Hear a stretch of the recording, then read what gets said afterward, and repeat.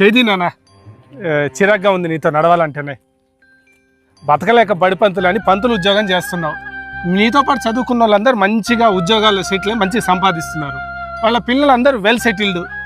మీకేమో చాలని జీతాలు. ఆ జీతాలతో మమ్మల్ని పెంచి పోషించలేక ఇగో ఇట్లా మధ్యతరగతి బతుకులు బతుకుతున్నాం. అంత చిరాగ్గా ఉంది. సార్ నమస్తే సార్. నేను సార్ మీ విద్యార్థి మీనాక్షిని.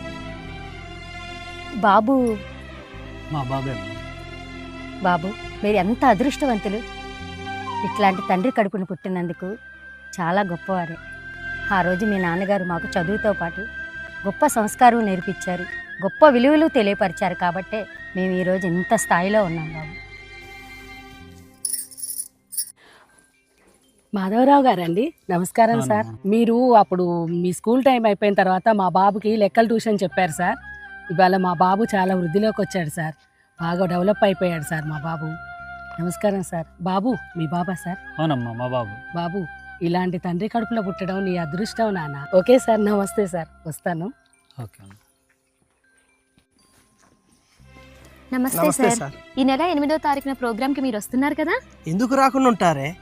మాస్టర్ చేతుల మీదకి ఎన్నో వేల మంది విద్యార్థులను తీర్చిదిద్దిన సారు.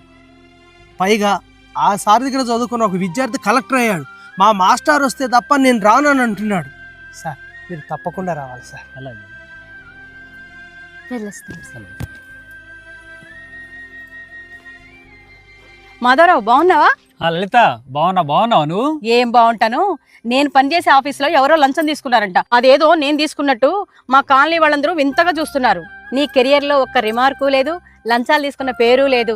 గుణములో గొప్పవాడైన రాముడే చేతులెత్తి మొక్కే గురువు స్థానం మీది. దొంగలు దోచని ఆస్తిని విద్యార్థులకు అండగా అందించే మీరు నాకు స్నేహితులవటం నా అదృష్టం. తల్లిలో గురువు ఉంటారు, తండ్రిలో గురువు ఉంటారు, భార్యలో గురువు ఉంటారు, భర్తలో గురువు ఉంటారు, స్నేహితుల్లో గురువు ఉంటారు. ఎందెందు చూసినా అందందు గురువు మీరే కదండి. అందుకే మీలాంటి గురువుల స్థానం తారాస్థాయి. ఇలాంటి తండ్రి కడుపులో పుట్టినందుకు నువ్వు చాలా అదృష్టవంతుడివి. వెళ్ళొస్తాను మాధవరావు. అలాగే. నాన్న నన్ను క్షమించండి నాన్న, నన్ను క్షమించండి నాన్న. గురువు యొక్క గొప్పతనం తెలుసుకోలేక తప్పుగా మాట్లాడి నన్ను క్షమించండి నాన్న, నన్ను క్షమించండి. ఈ తప్పు నువ్వు తెలుసుకున్నావు కదా, వెళ్దాం పదా. నిజంగా గురువుల స్థాయి తారాస్థాయే. ఆ స్థాయిని చేరుకోవటం వారికే సొంతం. ఈ కథ చూసిన తర్వాత వెంటనే మీ గురువులకి ఫోన్ చేస్తే